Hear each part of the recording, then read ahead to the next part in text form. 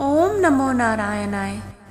भगवान सत्यनारायण की कथा में आपका हार्दिक स्वागत है।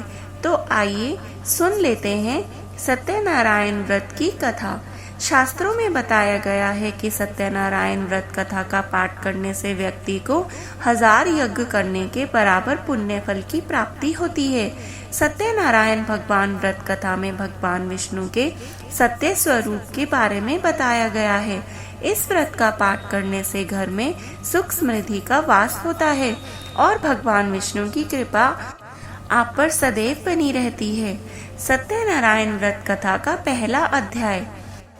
एक समय की बात है, नैशिरण्य तीर्थ में शौनक आदि 88,000 ऋषियों ने श्री सूत जी से पूछा, हे प्रभु, इस कलयुग में वेद विद्या रहित मनुष्यों को प्रभु भक्ति किस प्रकार मिल सकती है तथा इनका उद्धार कैसे होगा। हे मुनि श्रेष्ठ, कोई ऐसा तप बतलाइए जिससे थोड़े समय में ही पुण्य मिले और मनोवांछित फल भी मिल जाए। इस प्रकार की कथा सुनने की हम इच्छा रखते हैं। सर्व शास्त्रों के ज्ञाता सूत जी बोले, हे वैष्णवों में पूज्य, आप सभी ने प्राणियों के हित की बात पूछी है, इसलिए मैं एक ऐसे श्रेष्ठ व्रत को आप लोगों को बताऊंगा जिसे नारद जी ने लक्ष्मी नारायण जी से पूछा था और लक्ष्मीपति ने मुनि श्रेष्ठ नारद जी से कहा था। आप सब इसे ध्यान से सुनिए। एक समय की बात है, योगी राज नारद जी दूसरों के हित की इच्छा के लिए अनेकों लोकों में घूमते हुए मृत्यु लोक में आ पहुँचे। यहाँ उन्होंने अनेक योनियों में जन्मे प्राय सभी मनुष्यों को अपने कर्मों द्वारा अनेकों दुखों से पीड़ित देखा। उनका दुख देखकर नारद जी सोचने लगे कि कैसा यत्न किया जाए जिसके करने से निश्चित रूप से मानव के दुखों का अंत हो जाए। इसी विचार पर मनन करते हुए वह विष्णु लोक में पहुंच गए। वहां वह देवों के ईश नारायण भगवान की स्तुति करने लगे, जिनके हाथों में शंख, चक्र, गदा और पद्म थे और गले में वरमाला पहने हुए थे। स्तुति करते हुए नारद जी बोले, हे भगवान, आप अत्यंत शक्ति से संपन्न हैं। मन तथा वाणी भी आपको नहीं पा सकती। आपका आदि, मध्य तथा अंत नहीं है। निर्गुण स्वरूप सृष्टि के कारण भक्तों के दुख को दूर करने वाले हैं। आपको मेरा नमस्कार है। नारद जी की स्तुति सुनकर विष्णु भगवान बोले, हे मुनि श्रेष्ठ, आपके मन में क्या बात है? आप किस काम के लिए पधारे हैं? उसे निसंकोच कहो। इस पर नारद मुनि बोले कि मृत्यु लोक में अनेक योनियों में जन्मे मनुष्य अपने कर्मों के द्वारा अनेकों दुख से दुखी हो रहे हैं। हे नाथ, आप मुझ पर दया रखते हैं तो बताइए कि वो मनुष्य थोड़े प्रयास से ही अपने दुखों से कैसे छुटकारा पा सकते हैं। श्री हरि बोले, हे नारद, मनुष्यों की भलाई के लिए तुमने बहुत अच्छी बात पूछी है। जिसके करने से मनुष्य मोह से छूट जाता है, वह बात मैं बताता हूँ, उसे सुनो।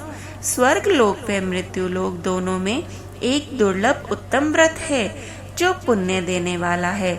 आज प्रेमवश होकर मैं उसे तुमसे कह देता हूँ। श्री सत्यनारायण भगवान का यह व्रत अच्छी तरह विधान पूर्वक करके मनुष्य तुरंत ही यहाँ सुख भोग कर मरने पर मोक्ष पाता है। श्री हरि के वचन सुनकर नारद जी बोले कि उस व्रत का फल क्या है और उसका विधान क्या है। यह व्रत किसने किया था? इस व्रत को किस दिन करना चाहिए? सभी कुछ विस्तार से बताएं। नारद जी की बात सुनकर श्री हरि बोले, दुख व शोक को दूर करने वाला, यह सभी स्थानों पर विजय दिलाने वाला है। मानव को भक्ति व श्रद्धा के साथ शाम को श्री सत्यनारायण भगवान की पूजा धर्म परायण होकर ब्राह्मणों व बंधुओं के साथ करनी चाहिए। भक्ति भाव से ही नैवेद्य, केले का फल, घी, दूध और गेहूं का आटा सवाया ले। गेहूं के स्थान पर साठी का आटा, शक्कर तथा गुड़ लेकर वे सभी भक्षण योग्य पदार्थों को मिलाकर भगवान का भोग लगाएं। ब्राह्मणों सहित बंधु बांधवों को भी भोजन कराएं। उसके बाद स्वयं भोजन करें। भजन कीर्तन के साथ भगवान की भक्ति में लीन हो जाएं। इस तरह से सत्यनारायण भगवान का यह व्रत करने पर मनुष्य की सारी इच्छाएं निश्चित रूप से संपूर्ण हो जाती हैं। इस कलिकाल अर्थात कलयुग में मृत्यु लोक में मोक्ष का यही एक सरल उपाय बताया गया है। इति श्री सत्यनारायण व्रत कथा प्रथम अध्याय संपूर्णम। बोलिए श्री सत्यनारायण भगवान की जय। सत्यनारायण भगवान की व्रत कथा का दूसरा अध्याय। सूत जी बोले, हे ऋषियों, जिसने पहले समय में इस व्रत को किया था उसका इतिहास मैं आपसे कहता हूँ, ध्यान से सुनिए। सुंदर काशीपुर नगरी में एक अत्यंत निर्धन ब्राह्मण रहता था। भूख प्यास से परेशान वह धरती पर इधर उधर घूमता रहता था। ब्राह्मणों से प्रेम से करने वाले भगवान ने एक दिन ब्राह्मण का वेश धारण करके उसके पास जाकर पूछा, हे विप्र, नित्य दुखी होकर तुम पृथ्वी पर क्यों घूमते हो? दीन ब्राह्मण बोला, हे प्रभु, मैं निर्धन ब्राह्मण हूँ, भिक्षा के लिए धरती पर घूमता हूँ। हे भगवान, यदि आप इसका कोई उपाय जानते हो तो बतलाइए। वृद्ध ब्राह्मण ने कहा, सत्यनारायण भगवान मनोवांछित फल देने वाले हैं, इसलिए तुम उनका पूजन करो। इसके करने से मनुष्य सभी दुखों से मुक्त हो जाते हैं। वृद्ध ब्राह्मण बनकर आए सत्यनारायण भगवान उस निर्धन ब्राह्मण को व्रत का सारा विधान बताकर अंतर्ध्यान हो गए। ब्राह्मण मन ही मन सोचने लगा कि जिस व्रत को वृद्ध ब्राह्मण करने को कह गया है, मैं उसे जरूर करूँगा। यह निश्चय करने के बाद उसे पूरी रात भर नींद नहीं आई। वह सवेरे उठकर सत्यनारायण भगवान के व्रत का निश्चय करके भिक्षा मांगने के लिए चला गया। उस दिन निर्धन ब्राह्मण को भिक्षा में बहुत अधिक धन मिला, जिससे उसने बंधु बांधवों के साथ मिलकर श्री सत्यनारायण भगवान का व्रत संपन्न किया।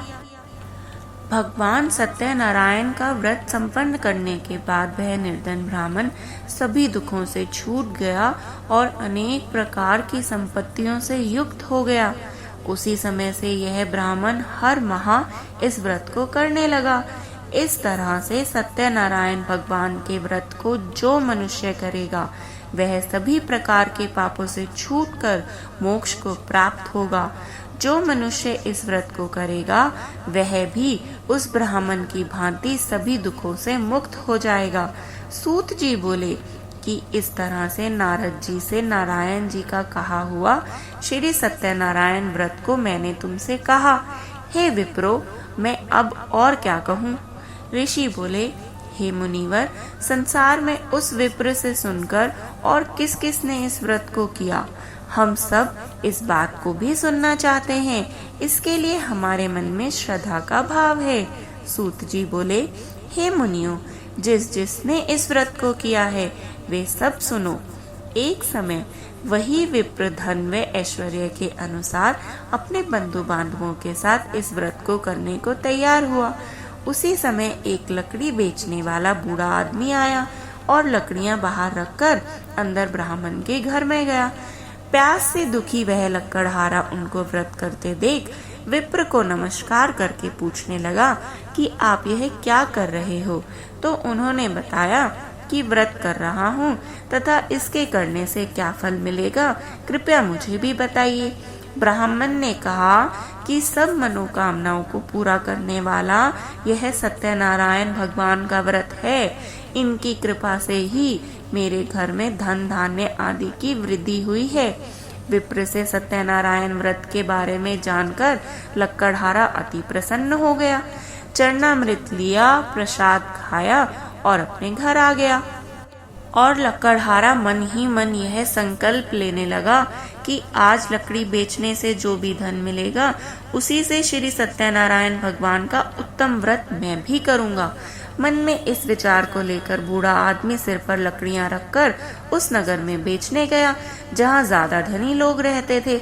उस नगर में उसे अपनी लकड़ियों का दाम पहले से 4 गुना अधिक मिला।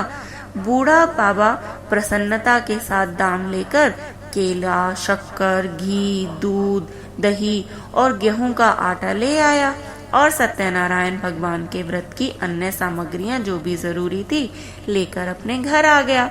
वहां उसने भी अपने बंधु बांधवों को बुलाकर विधि विधान से सत्यनारायण भगवान का पूजन किया और व्रत किया। इस व्रत के प्रभाव से वह बूढ़ा लकड़हारा भी धन और पुत्र आदि से युक्त होकर संसार के समस्त सुख भोग कर अंतकाल में वैकुंठ धाम को चला गया।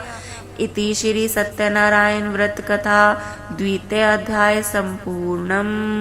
बोलिए श्री सत्यनारायण भगवान की जय। सत्यनारायण भगवान की व्रत कथा का तीसरा अध्याय। सूत जी बोले, हे श्रेष्ठ मुनियों, अब आगे की कथा कहता हूँ, सुनिए। पहले समय में उल्कामुख नाम का एक बुद्धिमान राजा था।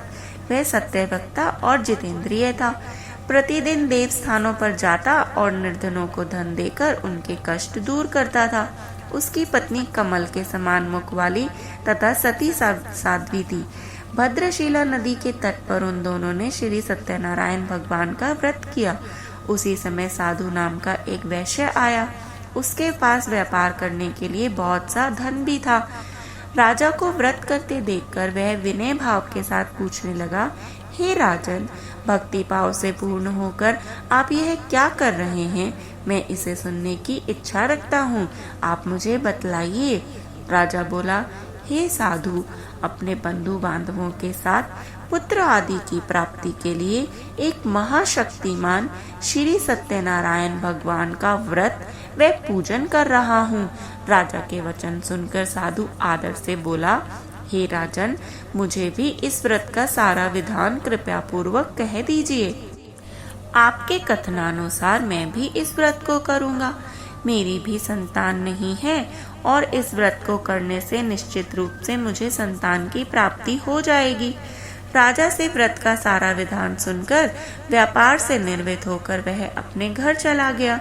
साधु वैश्य ने अपनी पत्नी को संतान देने वाले इस व्रत का वर्णन कह सुनाया और कहा कि जब मेरी संतान होगी तब मैं इस व्रत को अवश्य करूँगा। साधु ने इस तरह के वचन अपनी पत्नी लीलावती से कहे।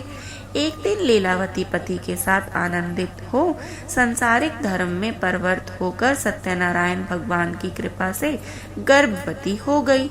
10वें महीने में उसके गर्भ से एक सुंदर कन्या ने जन्म लिया। दिनों दिन वह ऐसे बढ़ने लगी जैसे कि शुक्ल पक्ष का चंद्रमा बढ़ता है। माता पिता ने अपनी कन्या का नाम इसीलिए कलावती रख दिया।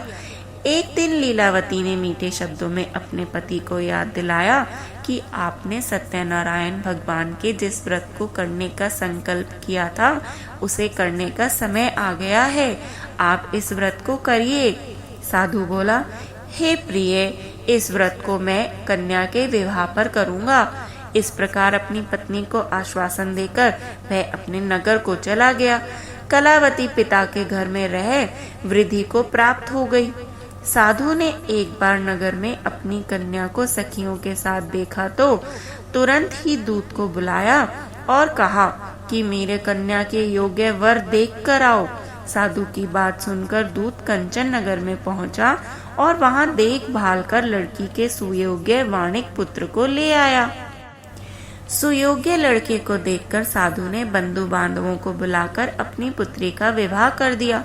लेकिन दुर्भाग्य की बात तो ये हुई कि साधु ने अभी भी सत्यनारायण भगवान जी का व्रत नहीं किया। इस पर भगवान क्रोधित हो गए और उसे श्राप दे दिया कि साधु को अत्यधिक दुख मिले। अपने कार्य में कुशल साधु अपने बनिए जमाई को लेकर समुद्र के पास स्थित होकर रत्नासारपुर नामक नगर में गया। वहां जाकर दामाद ससुर ने दोनों ने मिलकर चंद्रकेतु राजा के नगर में व्यापार किया। एक दिन भगवान श्री सत्यनारायण की माया से एक चोर राजा का धन चुराकर भाग रहा था।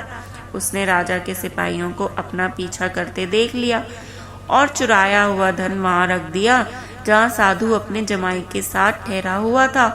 राजा के सिपाहियों ने साधु वैश्यों के पास राजा का धन पड़ा देखा तो वे ससुर जमाई दोनों को बांधकर प्रसन्नता से राजा के पास ले आए कि हमने उन दोनों चोरों को पकड़ लिया है, अब आप आगे की कार्रवाई करने की आज्ञा दीजिए।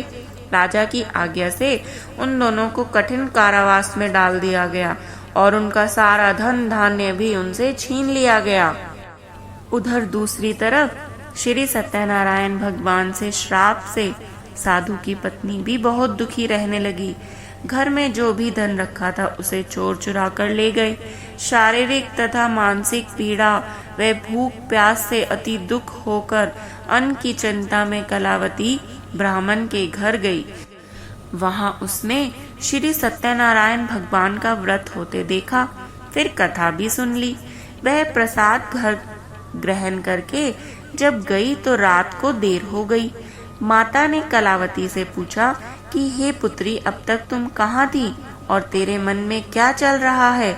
कलावती ने अपनी माता से सहज भाव में कहा, हे माता, मैंने एक ब्राह्मण के घर में श्री सत्यनारायण भगवान जी का व्रत देखा है। कन्या के वचन सुनकर लीलावती भगवान के पूजन की तैयारी करने लगी, क्योंकि उसे सब याद आ गया था।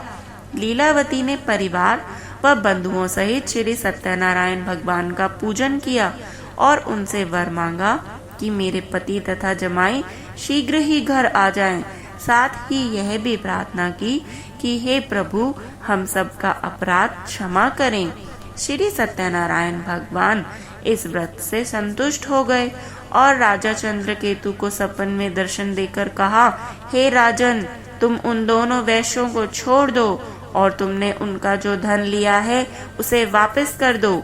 अगर ऐसा नहीं किया तो मैं तुम्हारा धन, राज्य व संतान सभी को नष्ट कर दूंगा। राजा को यह सब कहकर वह अंतर्ध्यान हो गए। प्रातःकाल सभा में राजा ने अपना सपना सुनाया और फिर बोले कि बणिक पुत्रों को कैद से मुक्त कर कर सभा में ले आओ। दोनों ने आते ही राजा को प्रणाम किया। राजा मीठी वाणी में बोले, हे महानुभावों, भाग्यवश ऐसा कठिन दुख तुम्हें प्राप्त हुआ है, लेकिन अब तुम्हें कोई भय नहीं है। ऐसा कहकर राजा ने उन दोनों को नए वस्त्र आभूषण भी पहनाए और जितना धन उनका लिया था उससे दुगना धन वापस कर दिया। दोनों वैश्य खुशी खुशी अपने घर को चल दिए। इति श्री सत्यनारायण व्रत कथा तृतीय अध्याय संपूर्णम। बोलिए श्री सत्यनारायण भगवान की जय। सत्यनारायण भगवान की व्रत कथा का चौथा अध्याय।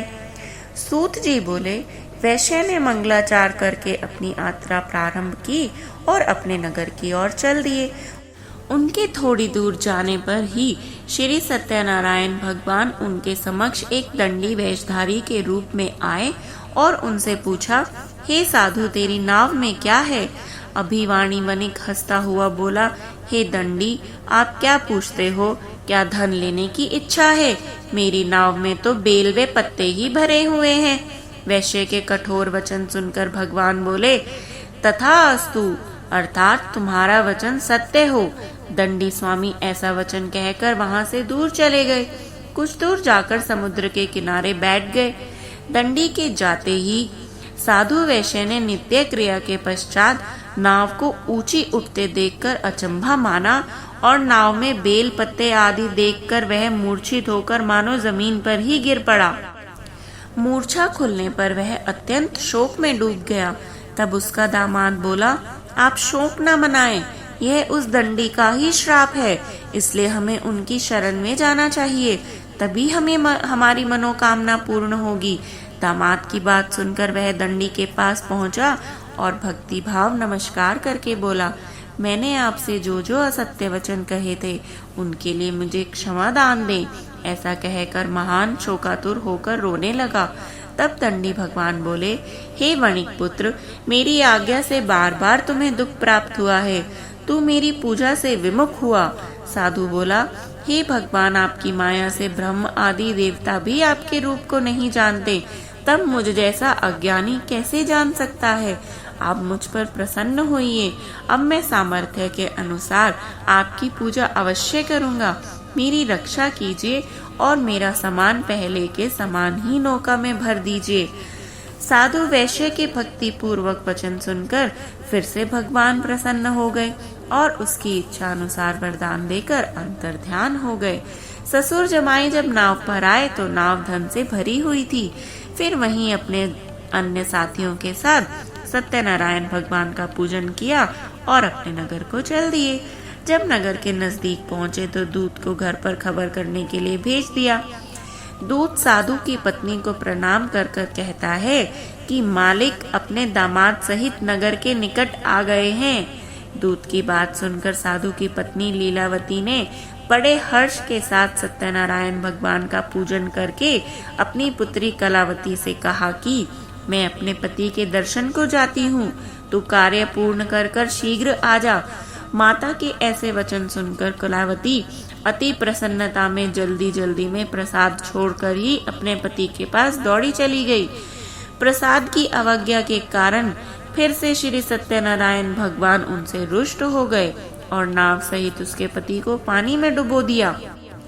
कलावती अपने पति को वहां ना पाकर रोती हुई जमीन पर गिर गई।